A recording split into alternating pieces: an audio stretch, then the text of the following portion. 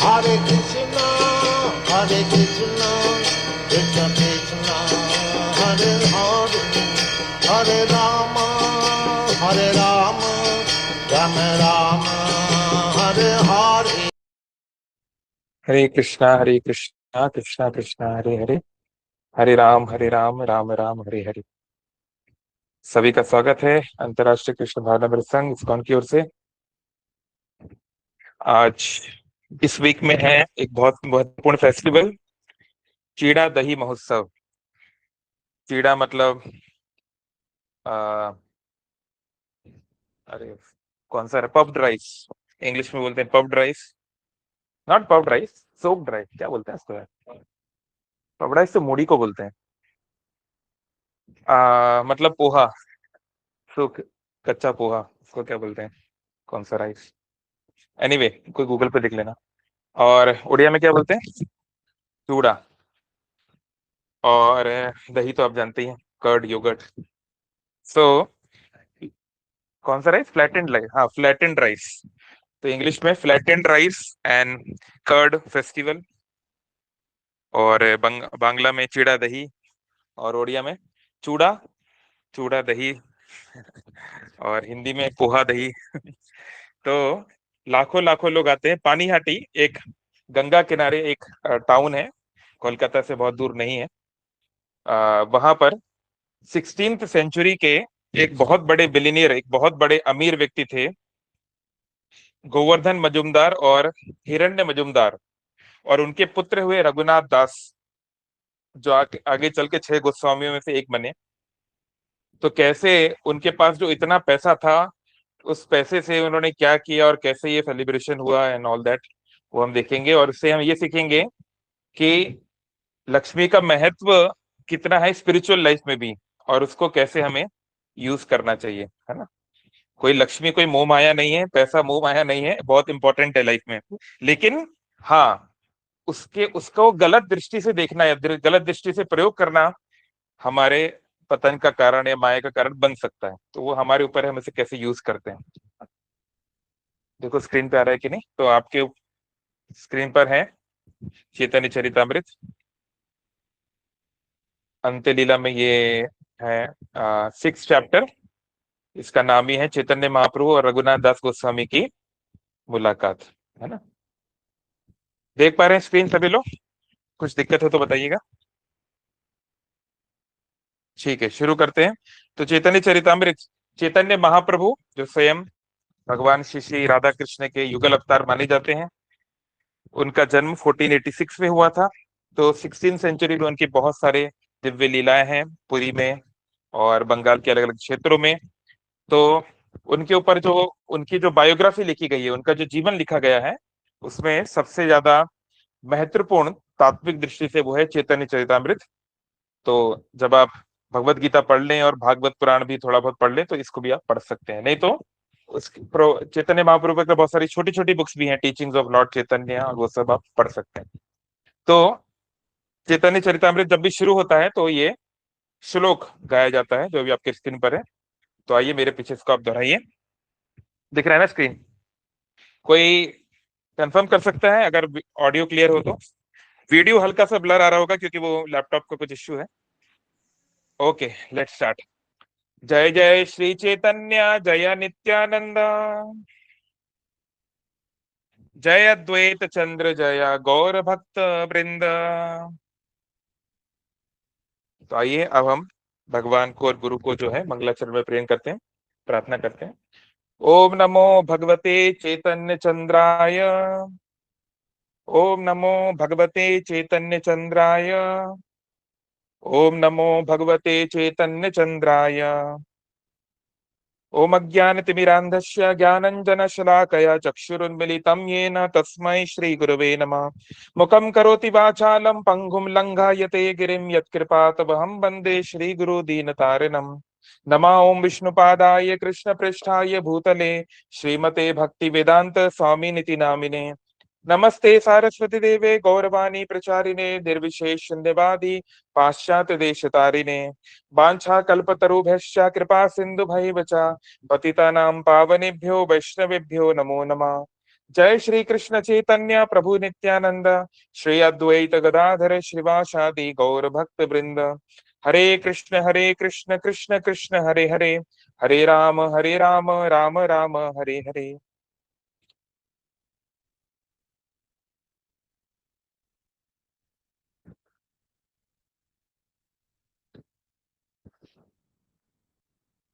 हरे कृष्ण।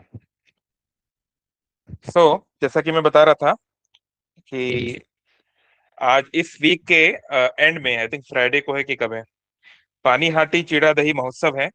अभी गर्मियां समाप्त होने वाली हैं और बरसात शुरू होने वाली है। तो चूड़ा और दही, है ना, जो फ्लैटेंड राइस और कर्ड है, यानी कच्चा पोहा और दही, ये कॉम्बिनेशन बड़ा अच्छा रहता है। और इसका एक बहुत बड़ा फेस्टिवल हुआ, है ना, आज से करीब 500 वर्ष पहले। ये सैटरडे को है, 27 तारीख को। तो सारे जितने भी वैष्णव मंदिर है, खासकर गौड़ीय वैष्णव मंदिर है, चैतन्य महाप्रभु के फॉलोअर्स, सारे इस्कॉन मंदिरों में भी आपको बहुत सुंदर वैरायटी के चूड़ा दही मिलेगा। तो उसमें किसी में मैंगो रहेगा, किसी में ड्राई फ्रूट रहेगा, बहुत वैरायटी है, ऐसा नहीं। तो जरूर आप अगर हो सके तो उसमें आप कीजिए, नहीं तो घर पे भी भगवान को भोग लगा सकते हैं 27 तारीख को। तो उसके पीछे का हिस्ट्री क्या है, और उससे हम एक बहुत इंपॉर्टेंट लाइफ लेसन क्या ले सकते हैं, स्पेशली अबाउट अर्थनीति, मनी मैनेजमेंट, उसको हम देखेंगे। ठीक है, तो आइए अब ये श्लोक 12 से शुरू होगा, रघुनाथ दास गोस्वामी के बारे में। तो ये चैतन्य चरितमृत जो बायोग्राफी है, ये एक भाषा में लिखी गई है जिसको बोलते हैं ब्रज बोली, जो मॉडर्न बंगाली भी नहीं है। ये क्लासिक, उस जमाने में जो बांग्ला चलता था, अभी मॉडर्न बंगाली में बहुत सारी चीजें मिक्स हो गई इधर उधर का, है ना। ये जो बोली है, ये बिहार के ईस्टर्न एंड में और बंगाल के वेस्टर्न एंड में अभी भी कुछ जगहों पे बोली जाती है।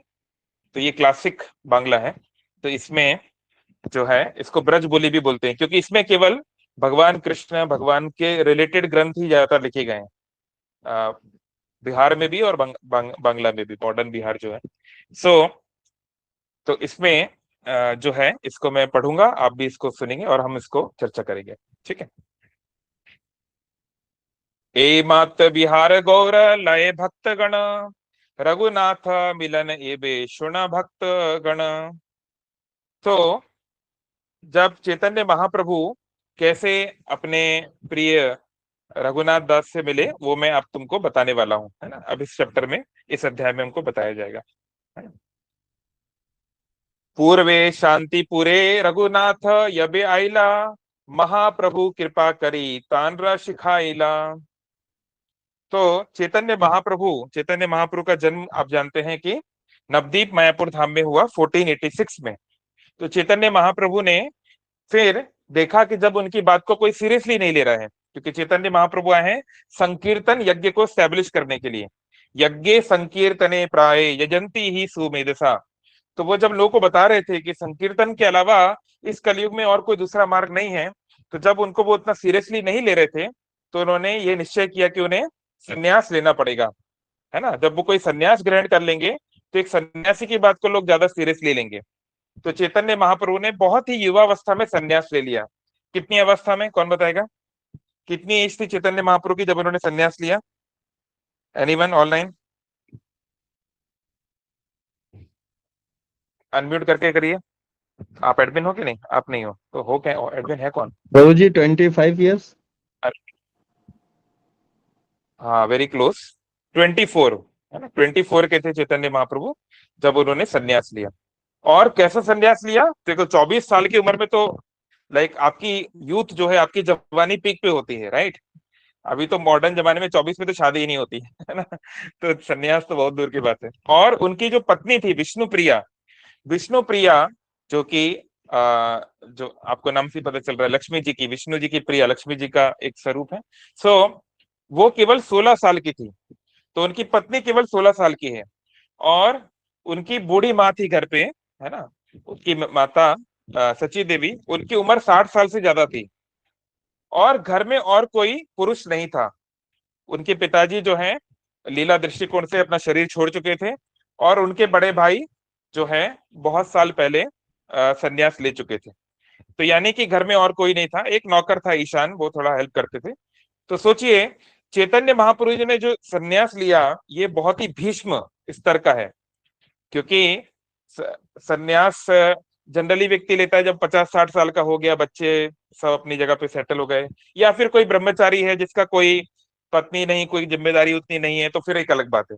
लेकिन चैतन्य महाप्रभु ने इतना तीव्र, इतना भीषण ये प्रतिज्ञा ली, दुनिया को ये दिखाने के लिए कि अगर भगवान कृष्ण के ऊपर व्यक्ति आश्रित हो और सही भावना से वो उनके प्रति सरेंडर करे, तो इतनी कठिन से कठिन स्थिति में भी भगवान उनके जो अपने हैं, उनका जो परिवार है, उसकी रक्षा करेंगे, है ना। और जो हुआ भी, चैतन्य महाप्रभु के जाने के बाद भी चैतन्य महाप्रभु के आयोजन से ही सची देवी और विष्णु प्रिया देवी का वो टेक केयर वैसे कर रहे थे इनडायरेक्टली, इन दैट सेंस।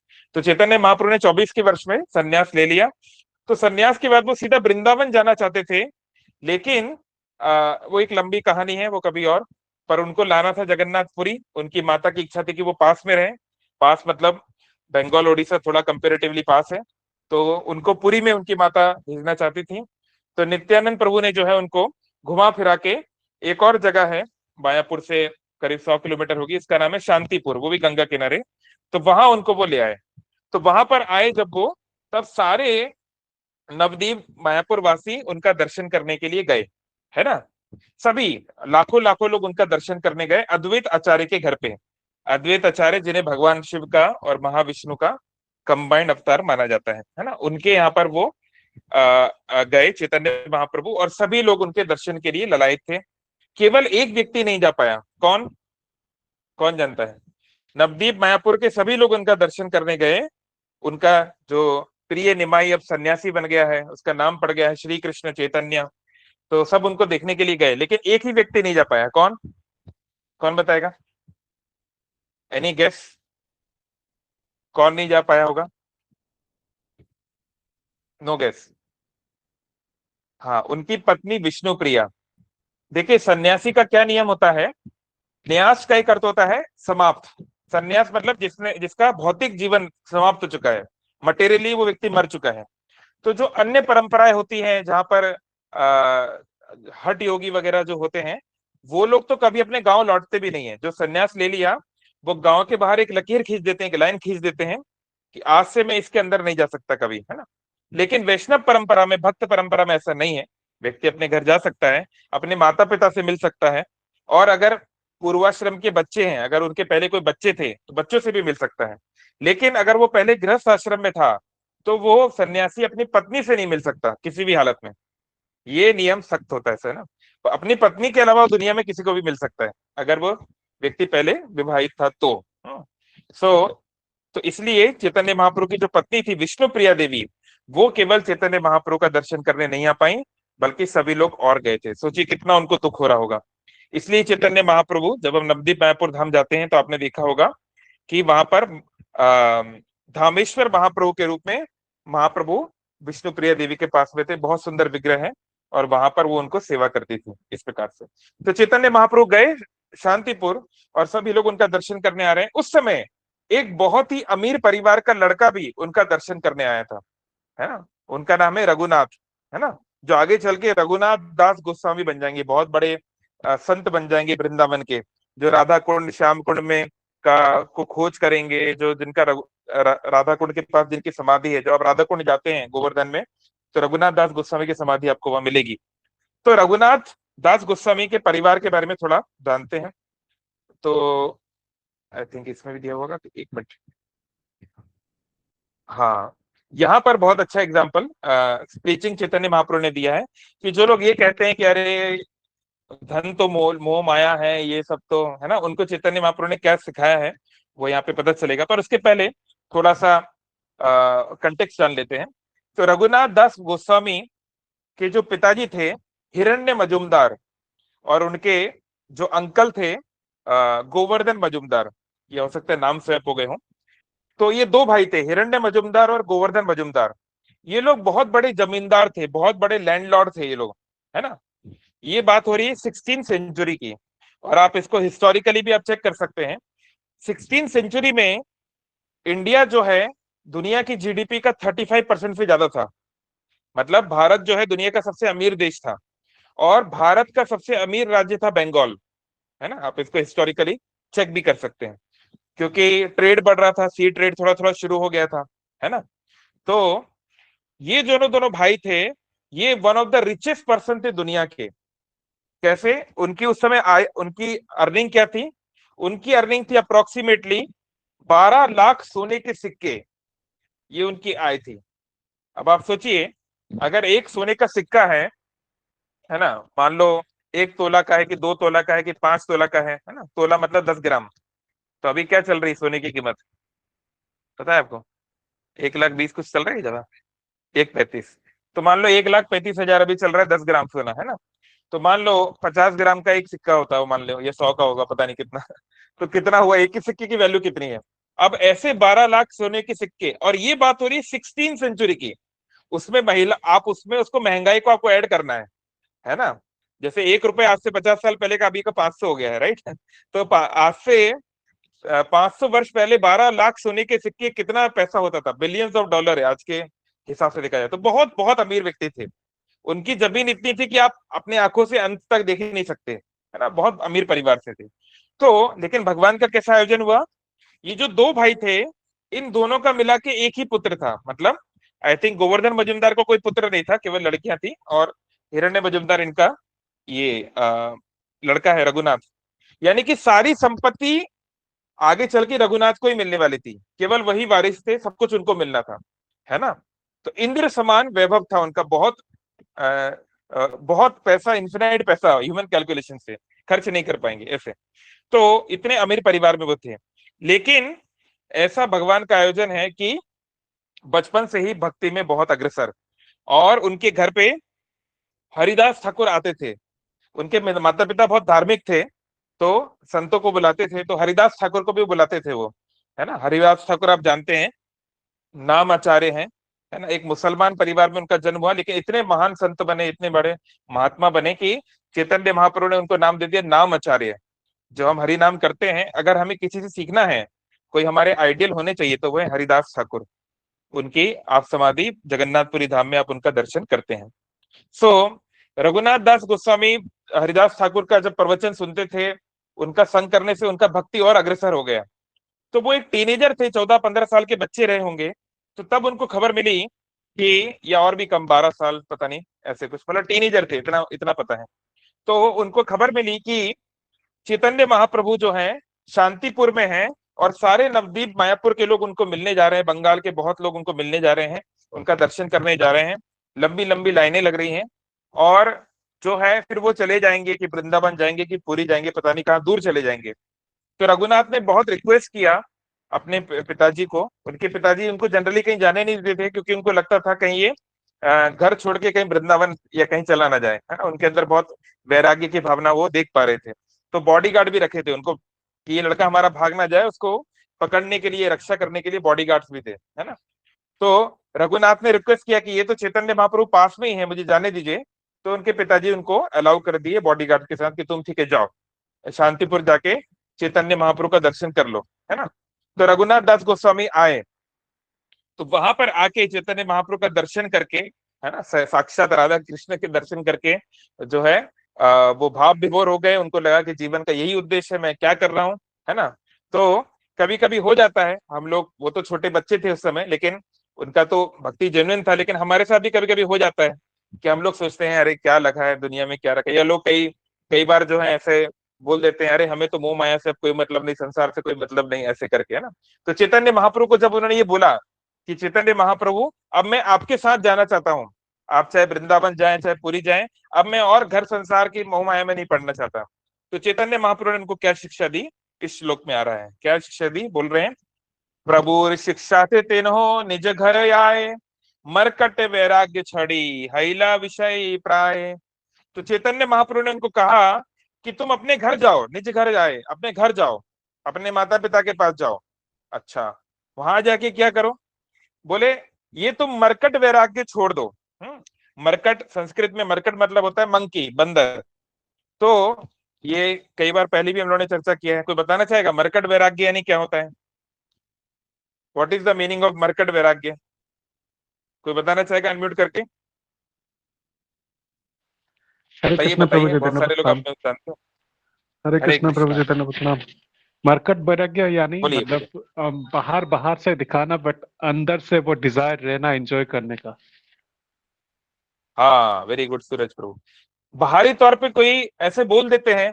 अभी तो देखिए, कुछ समय पहले केस भी आया गोवर्धन में ना, एक सो कॉल्ड डिवोटी जो है दिखा रहा है वो दुनिया में मैं बहुत बैरागी हूं, और अंदर क्या चल रहा है, राइट। तो बंदर जो होता है वो जंगल में रहता है। तो जंगल किनका स्थान है? बैरागियों का, संतों का, है ना, त्यागियों का। त्यागी लोग जंगल में रहते हैं ना, घर बार छोड़ के। तो कोई बोल सकता है अरे वाह, बंदर भी तो जंगल में रहता है। फिर और आगे क्या? बंदर खाता क्या है? बंदर खाता है कंदमूल फल। बंदर को क्या अकेला पसंद है? यानी कंदमूल फल खाता है, वो तो नॉनवेज तो नहीं खाता। यानी बंदर का जो आहार है वो भी सात्विक है। तो कोई कह सकता है अरे वाह, बंदर तो खाना भी सात्विक खाता है, कंदमूल फल खाता है, बड़ी अच्छी बात है ना। और रहता किधर है?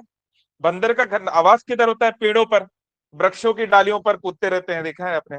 यानी उसका जो स्थान है, एक एक बोलते हैं संतों का एक नाम, एक त्यागियों के लिए एक नाम होता है अनिकेतन। निकेतन मतलब आवास, घर, हाउस। अनिकेतन मतलब जिनका कोई घर नहीं है। तो यानी बंदर का भी कोई फिक्स घर नहीं होता। यानी बाहरी दृष्टिकोण से ऐसा लग सकता है कि बंदर भी एक बहुत बड़ा महात्मा है, बहुत बड़ा त्यागी है, बहुत बड़ा है ना, बैरागी है।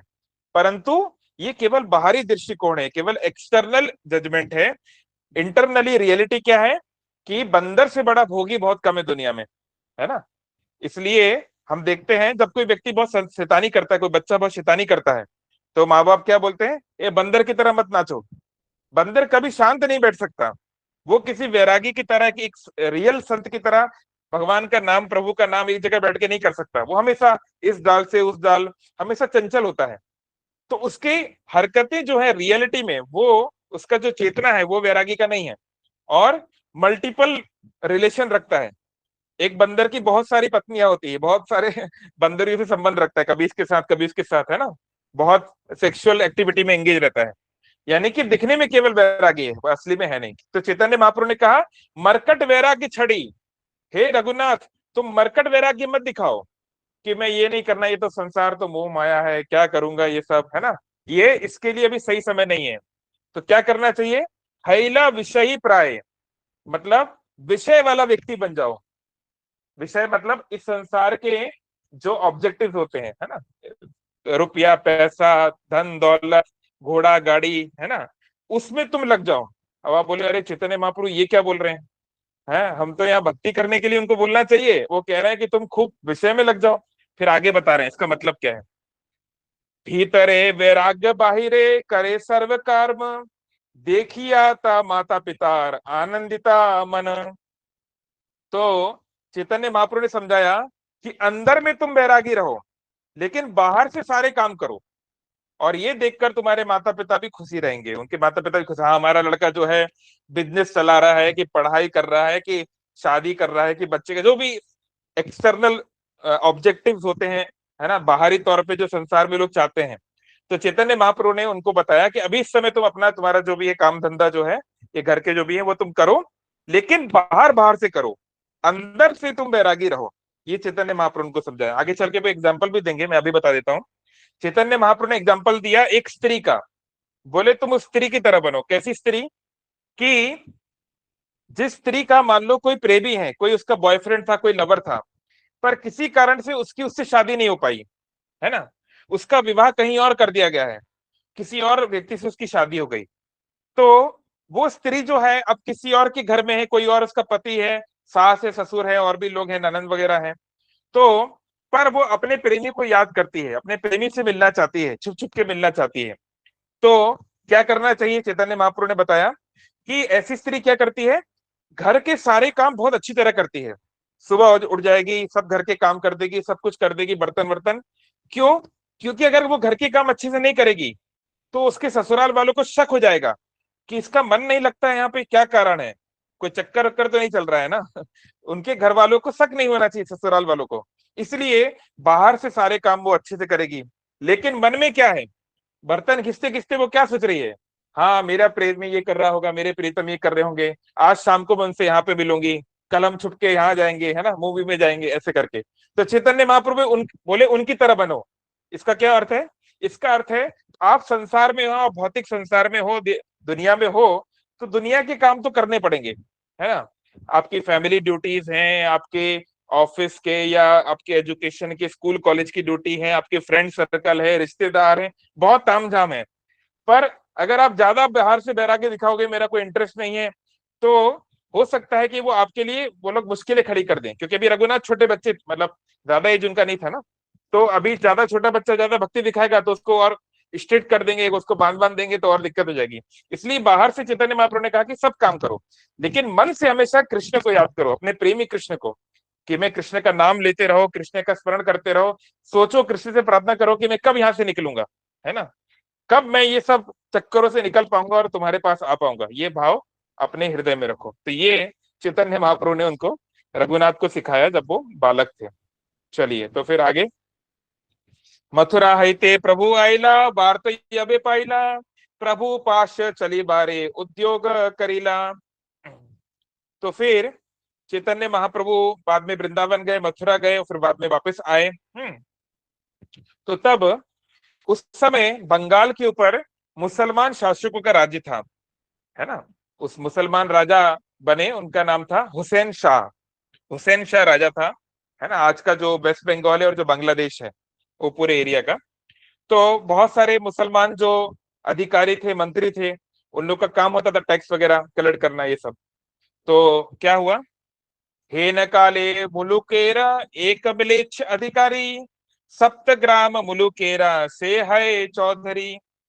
तो शास्त्रों में मिलेच, मिलेच शब्द मतलब होता है मांस खाने वाला। तो आप बोलोगे अरे मांस तो फिर हिंदू लोग भी खाते थे, तो उनको मिलेच क्यों नहीं बोलते? यानी अनियंत्रित तौर पे मांस खाने वाला, मतलब कोई उसका सर पैर नहीं है, कोई नियम रेगुलेशन नहीं है ना? क्योंकि हाँ, शास्त्रों में भी मांस खाना अलाउड है, लेकिन बहुत सारे नियम कायदे हैं। आप केवल अमावस्या के दिन खा सकते हैं, वो भी काली माता के मंदिर जाओ, वहां बलि चढ़ाओ, ये करो वो करो, है ना, ताकि लोग धीरे धीरे इसको छोड़ दें। जो लोग बहुत तामसिक हैं और बिना मांस के नहीं रह सकते, उनको अलाउ किया गया है, पर बहुत सारे रेगुलेशन किए गए हैं। जैसे सरकार जो है, जो ठेके होते हैं, शराब के ठेके, जो लिक्वर शॉप होती है, उनको अलाउ करती है।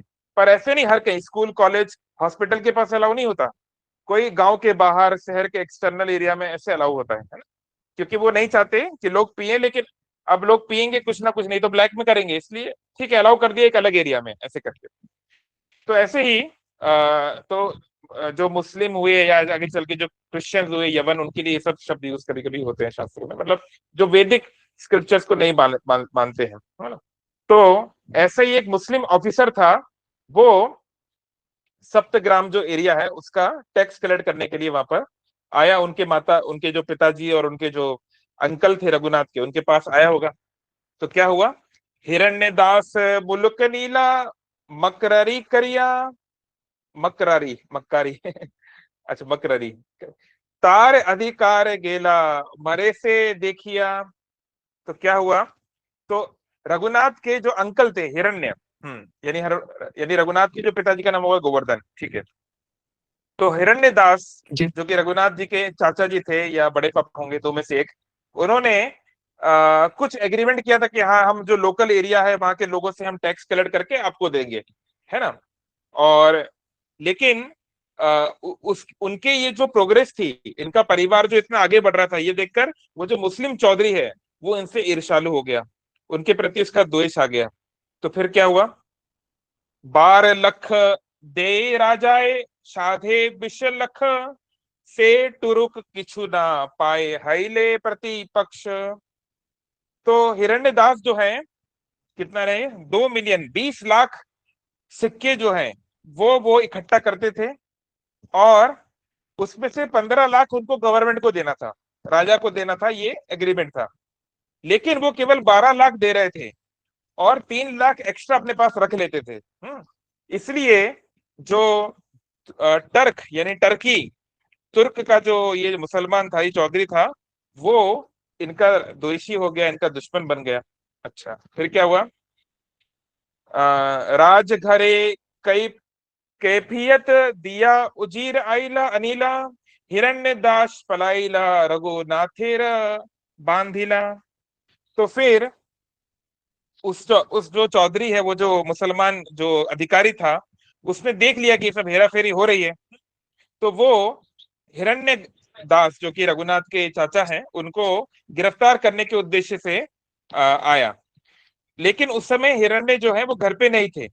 तो उस मुसलमान अधिकारी ने उनके भांजे यानी भतीजे यानी रघुनाथ दास को उन्होंने गिरफ्तार कर लिया कि तुम्हारे चाचा नहीं है तो क्या हुआ, तुमको तो पकड़ूंगा। अच्छा, फिर क्या हुआ? तो अभी हम लोग ऐसे वर्ड फॉर वर्ड करेंगे तो काफी टाइम लगेगा, तो मैं डायरेक्ट इंग्लिश पढ़ते हैं और कुछ इंपॉर्टेंट वालों का हम बांग्ला पढ़ लेंगे। तो फिर वो मुसलमान अधिकारी जो है रघुनाथ दास को डांटने लगा कि तुम्हारे पिताजी कहाँ चले गए, और उनके बड़े भाई यानी तुम्हारे बड़े पापा किधर हैं, उनको यहाँ लेकर आओ, नहीं तो मैं तुमको सजा दूंगा। ऐसे करके उसको रघुनाथ दास को जो है वो डांटने लगा, उनको परेशान कर टॉर्चर करने लगा। और वो जो मुसलमान चौधरी है, वो उसको रघुनाथ दास को मारना भी चाहता था। लेकिन रघुनाथ दास रघुनाथ जो थे इस समय युवा थे और बहुत मासूम चेहरा था उनका, भक्त हैं वो तो, शुद्ध भक्त हैं, आप जानते हैं आगे चल के। तो उस सुंदर से चेहरे को, उस मासूमियत को देखकर उसके मन में उस बच्चे को मारने का हिम्मत नहीं हो रही थी। तो मारना चाहता था लेकिन मार नहीं पा रहा था, है ना। तो फिर और दूसरी बात ये भी है कि रघुनाथ दास जो है कायस्थ कम्युनिटी के थे, है ना। तो कायस्थ कम्युनिटी क्या होता है, अब बंगाल का मुझे पता नहीं, बट इन जनरल इंडिया में कायस्थ मतलब होता है क्षत्रिय और वैश्यों का मिक्सचर जैसा है ना। जो कोई लोग पहले क्षत्रिय थे और जो वैश्य थे, मर्चेंटाइल बिजनेस क्लास, उनका जो मिक्सचर हो गया, उससे जो होगी कम्युनिटी, उसको कायस्थ मेरे अंडरस्टैंडिंग में बोलते हैं, बाकी पता नहीं बंगाल में क्या है क्या नहीं। तो ये मैं क्यों बोल रहा हूँ कि आगे चल के रघुनाथ दास 6 गोस्वामियों में से एक बनेंगे। तो याद रहे, रघुनाथ दास ब्राह्मण परिवार में जन्म नहीं लिए हैं, फिर भी सारे ब्रज के लोग उनको अपना गुरु मानते थे। वो महागुरु बने, जगत गुरु बने, है ना। तो ये अंडरस्टैंडिंग गलत है, जो दुर्भाग्य से हमारे देश में चला आ रहा है बहुत समय से, कि बर्थ बेस्ड जो जाति प्रथा जो है ना, बर्थ बेस्ड कास्ट सिस्टम, ये गलत है। कोई भी व्यक्ति ब्राह्मण हो, गुरु हो, आचार्य हो, वो अपने गुण से, अपने भक्ति से, अपने ज्ञान से बनता है। जैसे हम देख रहे हैं रघुनाथ दास, वो कोई ब्राह्मण परिवार के नहीं है, लेकिन आगे चल के वो 6 गोस्वामी में से एक बनेंगे, ब्रज के महान संत बनेंगे, है ना। और ब्रजवासी भी उनको स्वीकार करेंगे। ऐसे ही हमारे परंपरा में श्रीला प्रभुपाद जी जो इस्कॉन के फाउंडर हैं, वो ब्राह्मण परिवार में उनका जन्म नहीं हुआ, या श्रीला भक्ति सिद्धांत प्रभुपाद जी, उनका भी नहीं हुआ, है ना। तो 6 गोस्वामियों में अधिकतर ब्राह्मण परिवार में है। रूप गोस्वामी, सनातन गोस्वामी ब्राह्मण परिवार में जन्म हुए थे, और गोपाल भट्ट गोस्वामी भी, और रघुनाथ भट्ट गोस्वामी भी, और जीव गोस्वामी भी। बाकी पांचों ब्राह्मण परिवार के हैं, लेकिन ये नहीं है। तो ऐसे कोई जरूरी नहीं है कि कोई ब्राह्मण परिवार में पैदा हो तभी उसे ब्राह्मण कहा जाएगा, ऐसे नहीं। उसके क्वालिफिकेशन वैसा होना चाहिए, ब्रह्म जानाति इति ब्राह्मण। तो यहाँ पर बताया जा रहा है कि रघुनाथ दास क्योंकि कायस्थ कम्युनिटी के थे और कायस्थ लोग का वहां पे बहुत वर्चस्व था, तो उसको ये भी डर था कि मैं इसको ज्यादा कुछ कर दूंगा तो वो लोग मेरे ऊपर कुछ जो है कुछ मतलब सब मिलके ना मारने लगे, ऐसा वैसा। तो ये सब कुछ चल रहा था। तो उस समय रघुनाथ ने क्या किया, एक तरीका निकाला अपने आप को बचाने का। तो क्या तरीका निकाला? तो ये देखिए, ये बहुत महत्वपूर्ण है।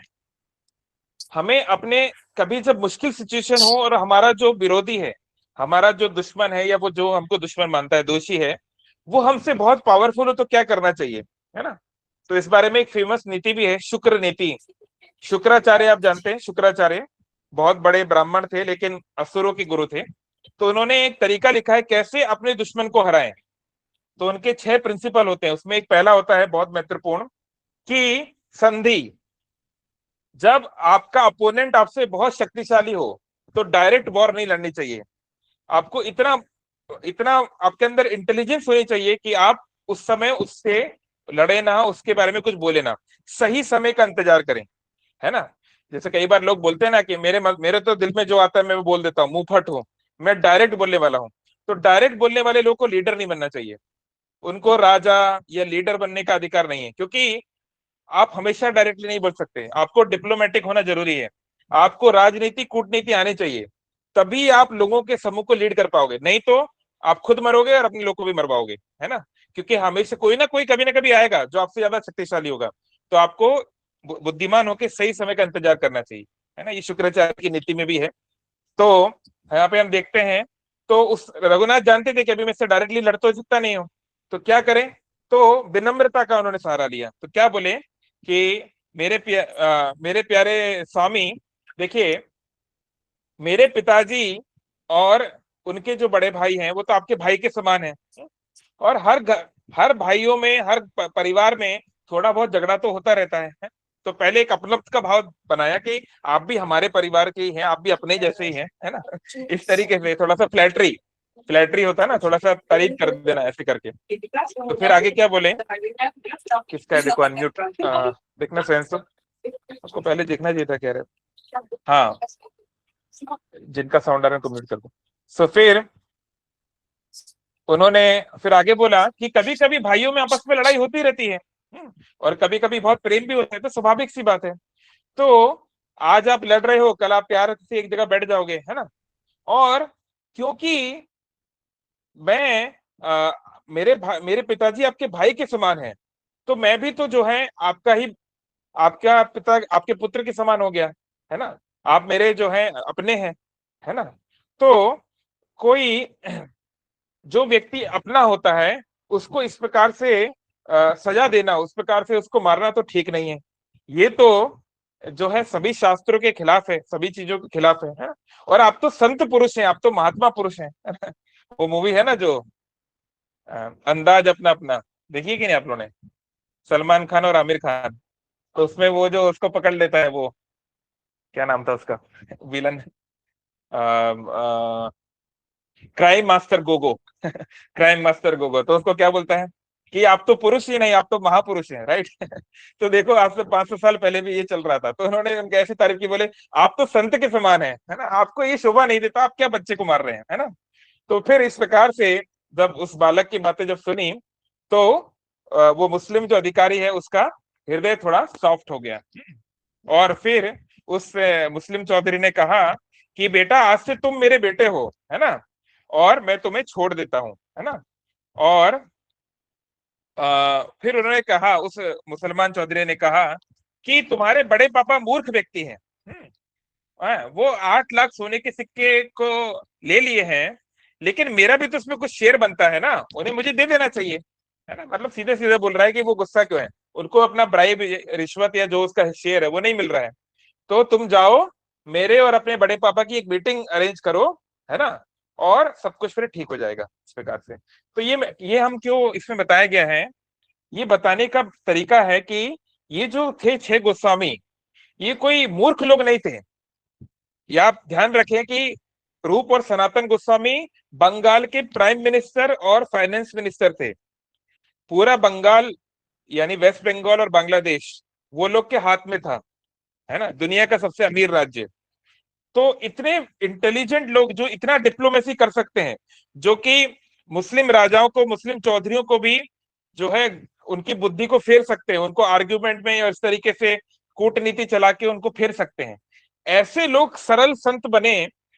तो इसका अर्थ ये है कि भक्त समाज में हमको ये कूटनीति नहीं करनी है ना। जहां पर जरूरी नहीं वहां ये नहीं करना चाहिए। जो भले लोग हैं, जो अच्छे लोग हैं, जो आपके परिवार के लोग हैं, जो आपको आपके सच्चा आपका भला चाहते हैं, उनके साथ कूटनीति नहीं करनी चाहिए, तो बहुत बड़ा अपराध है ना। जो टेढ़े लोग हैं, कहते हैं ना, जो घी निकालने के लिए उंगली टेढ़ी करनी पड़ती है, जो लोग टेढ़े हैं उनके साथ आपको वैसा बिहेवियर करना पड़ सकता है, वो एक अलग बात है। लेकिन स्पिरिचुअल लाइफ में, स्पिरिचुअल सर्कल में ऐसा नहीं होना चाहिए, ये गलत है ना। तो ये चीज नहीं होनी चाहिए स्पिरिचुअल सर्कल में। हाँ, संसार में रहना है, अगर आपको जॉब करना है, बिजनेस करना है, लोगों के साथ डील करना है, तो थोड़ा टेढ़ा बनना पड़ेगा, नहीं तो दुनिया आपको खा जाएगी। छोड़ेंगे नहीं आपको, है ना। तो रघुनाथ दास जैसे शुद्ध भक्त जो है आगे चल, उनको भी थोड़ा ट्रिक्स वगैरह से सीखना पड़ी, है ना, ये तो थोड़ा जरूरी है। तो इस प्रकार से रघुनाथ जो है बहुत ही बुद्धिमान थे बचपन से ही, और शास्त्रों में बहुत निपुण। और जैसे मैंने बताया कि हरिदास ठाकुर इत्यादि जो है उनके उनका संग से जो है वो बहुत आगे भक्ति में भी आगे बढ़ गए। लेकिन बार बार क्या होता था, अभी हमारे पास समय थोड़ा कम है तो मैं थोड़ा फास्ट बोलूंगा। अब जब उनकी थोड़ी उम्र हो गई, है ना, मतलब उम्र यानी 17-18 साल के हो गए, पहले तो कम उम्र में शादी हो जाती थी ना, तो उनकी एक बहुत सुंदर एक कन्या से उनका विवाह करा दिया गया। फिर भी रघुनाथ जो है अब घर छोड़ के भागने लगे। उनका मन था कि वो वृंदावन चले जाएं, उनका मन था कि चैतन्य महाप्रभु के पास चले जाएं, है ना। तो बार बार वो भागते और बार बार उनके घर वाले जो है उनको पकड़ते, जो है उनके गार्ड्स वगैरह उनको पकड़ते इस प्रकार से। तो उनकी माता ने कहा उनके पिता से, रघुनाथ की माँ ने उनके पिताजी से कहा कि तुम्हारा हमारा बेटा जो है वो पागल हो गया है। पुत्र बातुल हैला, बातुल मतलब पगला गया है, ओडिया में शब्द है कि बातुल, बांग्ला में तो है बातुल, और आई थिंक ब्रज भाषा में भी है शायद, है ना। तो पुत्र हमारा हमारा लड़का जो पगला गया है। जैसे कोई लड़का है, वो अगर मान लो इस्कॉन में ब्रह्मचारी बन जाए या ज्यादा भक्ति भक्ति करने लगे या प्यार लहसुन छोड़ दे, तो घर वाले कभी कभी बोलते हैं अरे पगला गया हमारा लड़का, है ना। तो ऐसे ही रघुनाथ के माता पिता, मम्मी बोली उनके पिताजी को कि हमारा लड़का तो पगला गया है, और इहा राखाए बांधिया, इसको बांध के रखो, इसको आप जो है रस्सी से बांध के रखो, अब इसको हमें गिरफ्तार करना पड़ेगा। तो तब उनके पिताजी ने क्या रिप्लाई दिया, तान पिता कहे तारे निर्विण्ण हैया, बड़े दुखी मन के साथ, है ना, फ्रस्ट्रेशन के साथ उनके पिताजी ने रिप्लाई किया। ये बहुत महत्वपूर्ण रिप्लाई है। क्या रिप्लाई है, इंद्र सम ऐश्वर्य स्त्री अप्सरा सम, ए सब बांधिते नारी नारी लेका यान मन। बोले हमारे बेटे के पास इंद्र के समान पैसा है, इतना पैसा हम लोगों ने हमारे पास है, और उसकी पत्नी कैसी है, अप्सरा समान। हमने जिस लड़की से इसकी शादी कराई है बहुत सुंदर लड़की है। जब ये दोनों चीजें उसको नहीं बांध पाई, तो तुम्हें क्या लगता है कोई रस्सी से या कोई लोहे से वो बंध जाएगा? बहुत महत्वपूर्ण बात यहाँ पे बोली है। हमारे इस संसार को बोला गया है मैथुन आगार, ये जो पृथ्वी लोक जिस लोक में हम लोग रहते हैं भौतिक संसार में, इसको बोला गया है मैथुन आगार। आगार मीन्स प्रिजन हाउस, जेल। हम लोग इस जेल में हैं। तो कोई बोले अरे क्या, हम तो कोई जेल में नहीं है। अगर हम जेल में नहीं है तो हमें दुख क्यों होते हैं, क्यों हमको जन्म मृत्यु जरा व्याधि का कष्ट? भगवान चाहे तो दुनिया में क्राइम खत्म कर सकते हैं, सब लोग खुशी से रहे, अच्छे से रहे, ऐसा क्यों नहीं होता? क्योंकि वो होता है ऐसे स्थान पे जहाँ पे लोग पवित्र हृदय के हों। बैकुंठ में ऐसा होता है। बैकुंठ में कोई क्राइम नहीं, कोई रेप नहीं, कोई मर्डर नहीं, कोई डेथ नहीं, कोई डिजीज नहीं।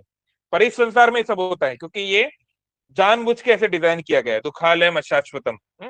तो यहाँ पर हम लोग प्रिजन में हैं। तो ये कैसा प्रिजन है जहाँ पे तो कोई बाउंड्री नहीं दिख रही है, पूरा संसार तो खाली है। बोले यहाँ की जो वॉल्स हैं, यहाँ की जो दीवारें हैं, वो है मैथुन, है ना, यानी कि सेक्स लाइफ।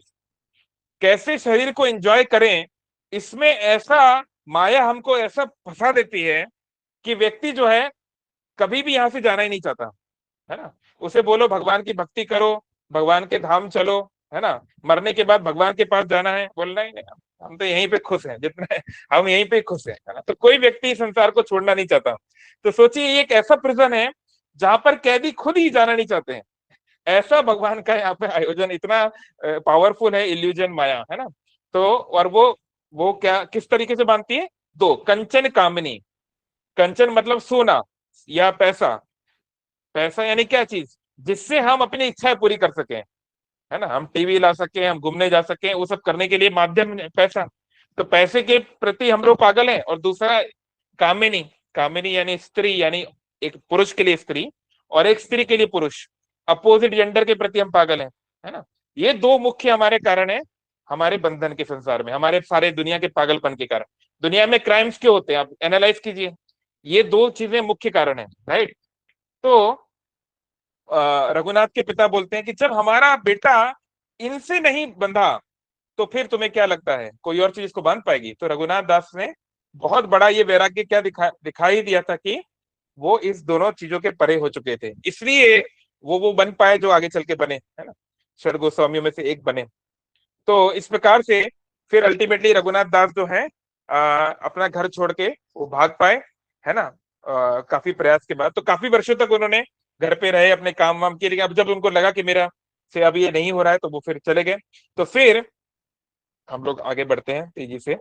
तो फिर वो चैतन्य महाप्रभु से मिलना चाहते थे, लेकिन पिछली कई बार उन्होंने ट्राई किया था पर चैतन्य महाप्रभु को मिल नहीं पाए थे, है ना।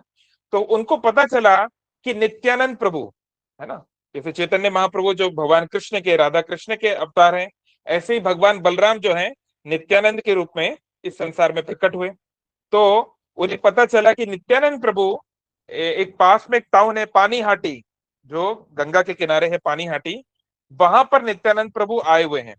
तो रघुनाथ दास के मन में आया कि मुझे जो है पानीहाटी जाना चाहिए नित्यानंद प्रभु के पास, है ना। तो वहां पर एक सेकेंड, कहाँ पे गया वो श्लोक,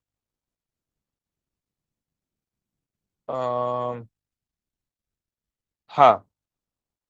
तो फिर उन्होंने जो है, मैं वो श्लोक ढूंढ रहा हूँ, हाँ ये रहा। तो आप लोग को कभी मौका मिले, आप कलकत्ता या मायापुर जाएं तो जरूर पानीहाटी आप जा सकते हैं। वहां पे एक मेट्रो भी चलती है पास, मेट्रो नहीं, लोकल ट्रेन के पास में है। एनीवे, हम लोग को कई बार अवसर मिला है। तो जो सैटरडे के जो प्रोग्राम है उसमें 4-5 लाख लाख लोग वहां पहुंच जाते हैं, और इतनी भीड़ होती है कि दोनों तरफ गंगा के लोग बैठ, और गंगा में भी लोग खड़े हो जाते हैं, और वहां पे सभी को फ्री में बांटा जाता है चीड़ा दही, है ना, बहुत बड़े स्तर पे। केवल इस्कॉन नहीं, बहुत सारे अन्य संस्था के और भक्त मंदिरों से भी प्रसाद आता है, ऐसे करके। तो उस समय नित्यानंद प्रभु एक वृक्ष के नीचे बैठे हुए थे, है ना, और दूर से रघुनाथ दास गोस्वामी ने देख लिया कि नित्यानंद प्रभु बैठे हुए हैं, तो उन्होंने दंडवत प्रणाम किया दूर से। तो नित्यानंद प्रभु ने जब देखा कि रघुनाथ उनको जो प्रणाम कर रहे हैं, तो फिर उन्होंने क्या बोला, तो उन्होंने बोला, वो इस श्लोक में है, क्या बोले, निकटे ना ऐसे चोर भाग दूरे दूरे, आजी लाग पनाइछे दंडिमो तुम्हारे। उन्होंने उनको कहा कि आ, दूर से मुझे प्रणाम करता है चोर, उसको चोर शब्द से उन्होंने संबोधित किया, आज तो आज तेरे को मैं दंड दूंगा।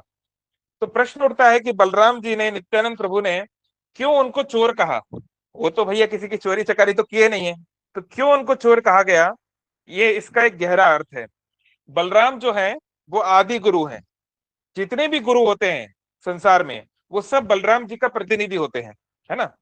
और क्योंकि बिना चैतन्य महाप्रभु के, बिना बलराम जी की कृपा के कोई भगवान कृष्ण को नहीं प्राप्त कर सकता, ये संभव नहीं। तो आ, हेले निताई कृपा बिना नाई राधा कृष्ण पाइते नहीं, है ना। नित्यानंद प्रभु या बलराम जी की कृपा के बिना कोई राधा कृष्ण चैतन्य महाप्रभु को नहीं प्राप्त कर सकता। तो इसके पहले रघुनाथ दास गोस्वामी जब भी घर छोड़ के भागते थे या चैतन्य महाप्रभु के पास जाते थे, तो डायरेक्टली जाते थे। उन्होंने गुरु का आश्रय नहीं लिया डायरेक्ट, है ना, चैतन्य नित्यानंद प्रभु का आश्रय नहीं लिया, इसलिए सक्सेसफुल नहीं हो पाए। तो नित्यानंद प्रभु ने कहा चोर। चोर कहा क्यों, जब कोई हमारी चीज है हमारे से बिना पूछे यूज करे, तो उस व्यक्ति को चोर बोला जाता है। तो राधा कृष्ण जो है, कृष्ण जो है वो बलराम जी की प्रॉपर्टी है, बलराम उनके बड़े भाई हैं, है ना। तो कोई कृष्ण के पास डायरेक्ट जाए बिना बलराम जी के, तो बलराम जी के पॉइंट ऑफ व्यू से वो चोर है ना। तो बलराम जी इस पर क्रोधित हो जाएंगे, है ना। तो हमें जो है डायरेक्ट राधा कृष्ण के शरण में नहीं जाना है, बलराम जी के, नित्यानंद प्रभु के थ्रू जाना है, श्री गुरु के शरण में जाना है। तो तब हम सही मायने में पहुंच पाएंगे। नहीं तो फिर हम रघुनाथ की तरह कोशिश करेंगे पर कभी हम चैतन्य महाप्रभु को पास जा नहीं पाएंगे। अब इसके पहले बहुत बार उन्होंने ट्राई किया लेकिन वो कभी नहीं जा पाए, पर इस बार वो जा पाएंगे क्योंकि पहले वो नित्यानंद के पास आए। तो उन्होंने उनको कहा कि मैं तुम्हें दंड दूंगा, है ना, तुम चोरी कर रहे थे, डायरेक्ट चैतन्य महाप्रभु के पास जा रहे थे ना, आओ मैं तुमको दंड दूंगा। तो रघुनाथ ने कहा कि हाँ, महाप्रभु नित्यानंद जी बताइए क्या आप दंड देंगे। तो उन्होंने दंड दिया कि मेरे यहाँ पर ये सैकड़ों हजारों भक्त यहाँ पर आए हुए हैं, है ना, इन सब के लिए अभी गर्मी समाप्त हो रही है, हल्की हल्की गर्मी है अभी भी, तो सबके लिए तुम चीड़ा दही की तैयारी करो, खूब बड़े स्तर पे चीड़ा और दही यहाँ पर तुम जो है बनाओ। ये श्लोक में है, देखिए, दधी चीड़ा भक्षण करह मोर गणे, सुनी आनंदिता हैला रघुनाथ मने, है ना। नित्यानंद प्रभु ने कहा दधी और चीड़ा, इसका भक्षण, इसका सेवन करेंगे मेरे भक्तगण, इनके लिए आप जो है ये व्यवस्था कीजिए। और ये सुनकर बहुत खुश हो गए रघुनाथ दास गोस्वामी। तो वो तो बहुत अमीर व्यक्ति थे, है ना। तो उन्होंने तुरंत जो है कांटेक्ट कर लिया अपने जो कॉन्टेक्ट थे उनके, वापस कांटेक्ट किया कि चलो मैं भागना कैंसिल करता हूँ, अभी जाके मैं जो है उनके जो जो कांटेक्ट थे, उनके जो जो लोग थे हर जगह पे, है ना। अब कोई व्यक्ति जिसके पास बहुत वेल्थ है तो वो उस वेल्थ का सदुपयोग कर सकता है। तो ऐसे बताया गया है, आगे चल के कभी हम चर्चा करेंगे रूप गोस्वामी के भी जीवन का, कि आइडियली एक गृहस्थ का कर्तव्य क्या है कि जो भी उसकी अर्निंग है, जो भी उसका प्रॉफिट है, एटलीस्ट कुछ लोग एकदम आइडियल सिनेरियो क्या है, आपकी जो अर्निंग है, मान लो अगर आप 100 रुपए कमाते हो, तो रघुनाथ तो रूप गोस्वामी ने क्या किया था, उन्होंने उसको 3 हिस्सों में बांटा था। 3 हिस्से थे, 50%, 25%, 25%। 50%, यानी 100 में से 50 रुपए जब वो वृंदावन गए अल्टीमेटली, यानी जब उन्होंने त्याग कर दिया, तो 50% जो है भक्तों को, ब्राह्मणों को वो सेवा में देके गए, भगवान की सेवा में देके गए 50%। 25% उन्होंने क्या किया, अपने रिश्तेदारों को, जो है उनके खुद के बच्चे तो नहीं थे पर उनके रिश्तेदारों को, अपने फैमिली रिस्पॉन्सिबिलिटीज उनको उन्होंने दिया। और बाकी 25% उन्होंने क्या किया, उसको इमरजेंसी फंड में रखा।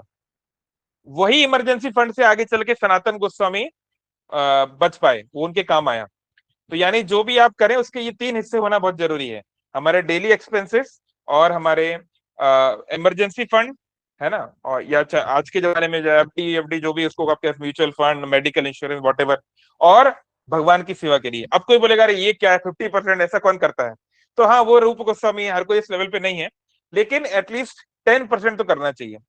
अब कोई बोले नहीं, मान लो हम 10 भी नहीं कर सकते, तो एटलीस्ट आपका जो प्रॉफिट है, मतलब एक होता है अर्निंग, होता है प्रॉफिट। मान लो आप महीने के 50,000 कमाते हैं, तो अर्निंग है 50,000, लेकिन मान लो आपके घर वगैरह के खर्चे हैं सब, मान लो आपका 40,000 खर्च हो जाता है, तो प्रॉफिट बचा केवल 10,000। तो जो अब डिपेंड करता है आप कितने सीरियस हैं, सिंसियर है उस पर, लेकिन एक सिंसियर डिवोटी को जो गृहस्थ आश्रम में है या जो सांसारिक, उनको एटलीस्ट कुछ परसेंट, एटलीस्ट हो सके तो 10%। क्रिश्चियंस में ये चीज बहुत पर्टिकुलर है। जो क्रिश्चियंस होते हैं, आपको कैसे, आपको क्या लग रहा है दुनिया में क्रिश्चियनिटी इतनी फैली कैसे है? दुनिया में 200 करोड़ से ज्यादा क्रिश्चियंस हैं, ऐसा कैसे हो पाया? क्योंकि सभी चर्चेज में, इसको क्या बोलते हैं इस प्रिंसिपल को, जब कोई समन होता है, मतलब एक प्रवचन टाइप का होता है, उसके बाद वो लोग एक बाउल लेके जाते हैं, है ना, वो लोग एक मतलब इकट्ठा करते हैं चंदा जैसा, और सभी गृहस्थ जो उन्हें उनके उनकी भाषा में बोलते हैं कांग्रीगेशन, सभी कांग्रीगेशन के लिए कंपलसरी है कि एटलीस्ट 10% उनको अर्निंग उसमें देना है। तो इसलिए क्रिश्चियन जो वेल्थ है उससे, जैसे इंडिया में उनके मिशनरीज हैं, उनके स्कूल्स हैं, उनके हॉस्पिटल्स हैं, इसलिए हमारे आदिवासी इलाकों में वो जा रहे हैं, कन्वर्ट कर पा रहे हैं। कैसे? क्योंकि वो पैसा आ रहा है यूरोप से, अमेरिका से, है ना, और उससे वो लोग जो है हमारे लोग को इन्फ्लुएंस करते हैं।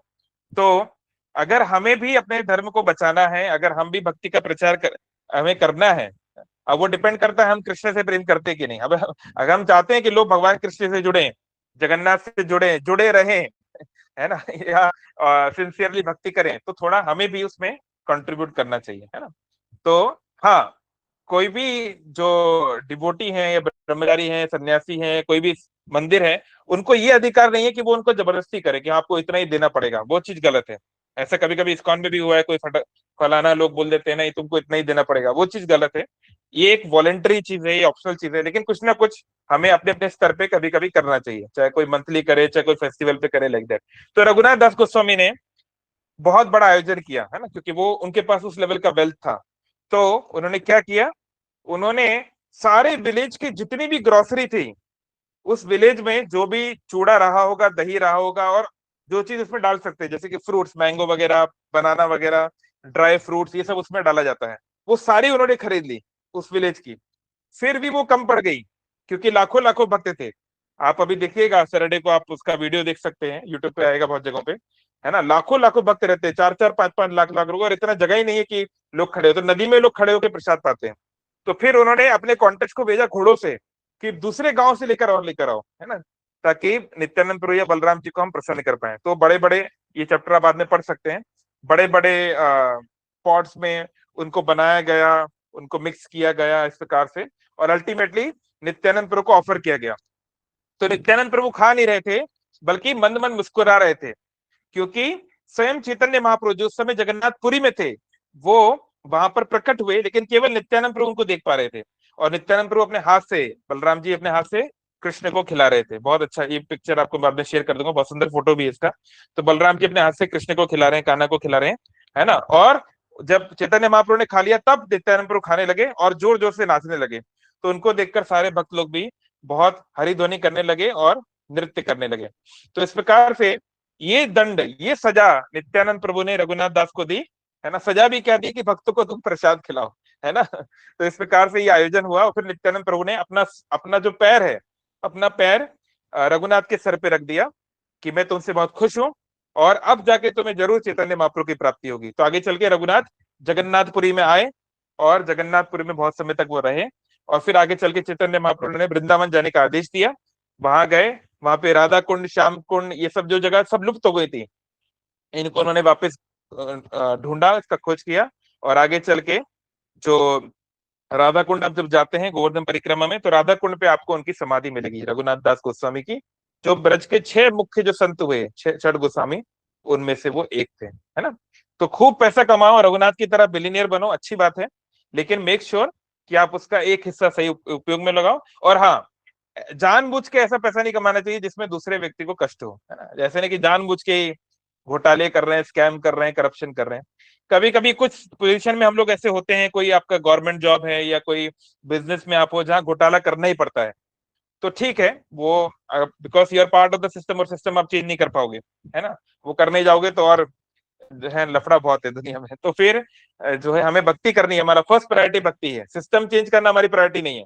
ये तो भौतिक संसार है, सिस्टम चेंज हुआ तो अच्छी बात है, लेकिन वो हमारी प्रायोरिटी नहीं है।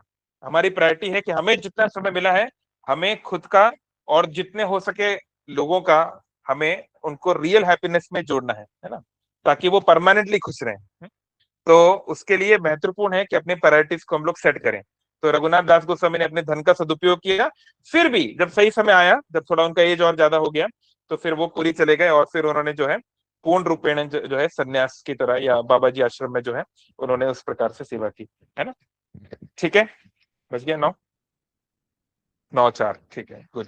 हरे कृष्ण कृष्ण कृष्ण हरे हरे, हरे राम राम राम हरे हरे। तो सैटरडे को 27 तारीख को अगर हो सके, अगर आपके आसपास कोई इस्कॉन मंदिर है या कोई बॉडी मंदिर है तो आप जरूर जाइए, नहीं तो घर पे ही कम से कम थोड़ा सा चूड़ा ले लीजिए, फ्लैटेंड राइस या सूखा पोहा, और थोड़ा सा दही लेकर भगवान को भोग लगाइए जरूर शनिवार के दिन, है ना। और अगर आप उसमें मैंगो और बनाना और ड्राई फ्रूट वगैरह डालेंगे तो और भी अच्छा है, कई वैरायटी का बनता है। ठीक है, किसी का कोई प्रश्न है, कोई कमेंट?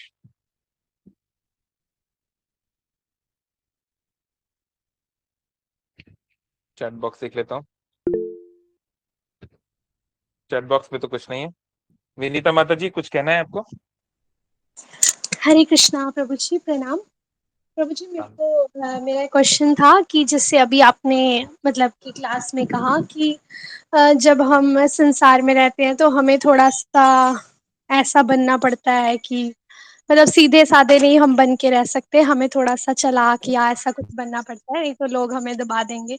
बट प्रभु जी, जैसे में जो वैष्णव होते हैं ना, तो हमें तो वो ये भी बोलते हैं मतलब कि हमें जो शिक्षाष्टकम है जैसे हम रोज बोलते हैं, तो उसमें है ना तृणादपि सुनीचेन, और खुद को सबसे अधिक नीच मतलब तृण से भी अधिक नीच मानते हुए कभी भी दूसरों से मान सम्मान नहीं रखना, बल्कि दूसरों को हमेशा रिस्पेक्ट देनी है। तो प्रभु जी, उस सिचुएशन में फिर अगर हम संसार में ऐसे रहेंगे तो फिर खुद को तृण से नीच मानने वाली भावना कैसे आएगी? तो मेरे को वो पूछना है।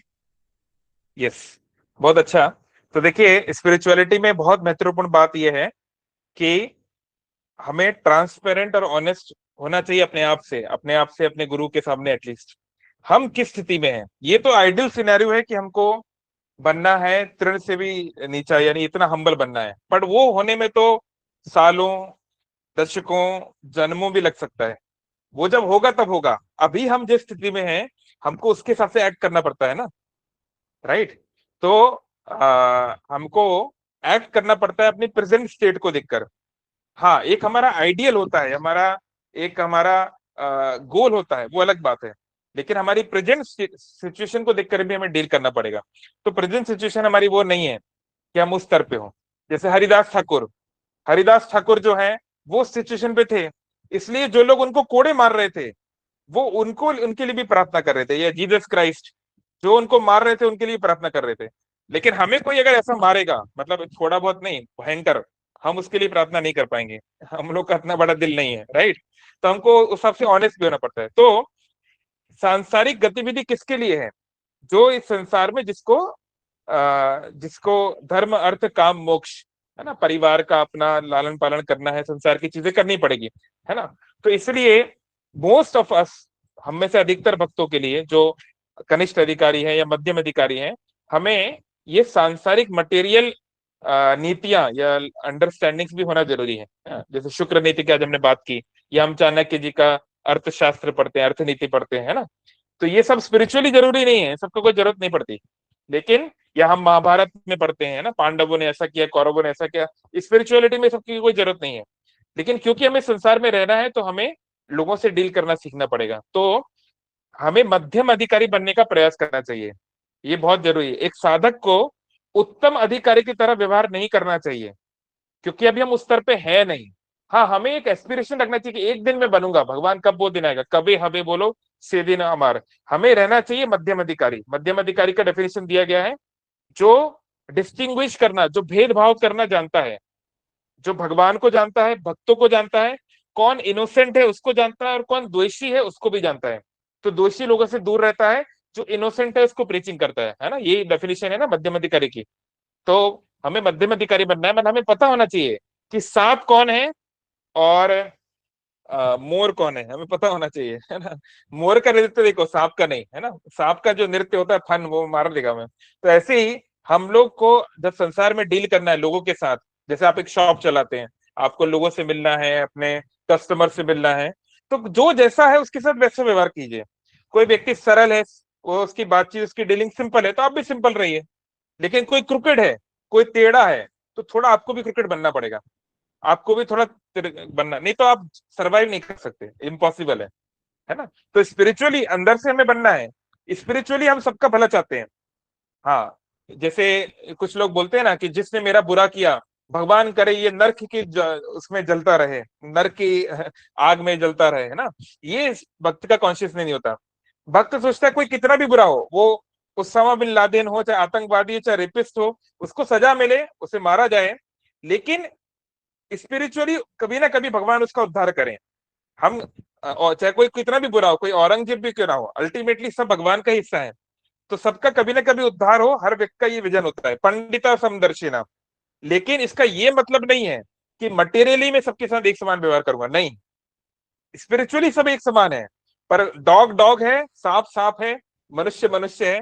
अच्छा मनुष्य अपनी जगह है, बुरा मनुष्य अपनी जगह है। तो हमको वो भेद करना, वो डिस्टिंग्विश करना आना चाहिए। और ये डेफिनेशन है विजडम की। विवेक का अर्थ क्या होता है? Ability to distinguish between bad and good. अच्छे और बुरे में भेद करने की क्षमता को विवेक, बुद्धि कहा जाता है। तो हमें ये पता होना चाहिए, अगर कोई व्यक्ति है संसार में जो हमें धोखा देगा, हमसे झूठ बोलेगा, हमें फरेब करेगा, कोई पॉलिटिक्स करेगा, बैक बैटिंग करेगा, तो हमको सावधान होके उसके अनुसार कुछ ना कुछ अपना प्लानिंग करनी पड़ेगी। नहीं तो हम सर्वाइव नहीं कर पाएंगे, खत्म कहानी। अगर हम नहीं कर सकते, मान लो हम सच में इतने भोले हैं, इतने सरल हैं, तो फिर भक्त समाज में हम एक ऐसी सेवा में रहें जहां पे हमको ये सब डीलिंग नहीं करना पड़ता।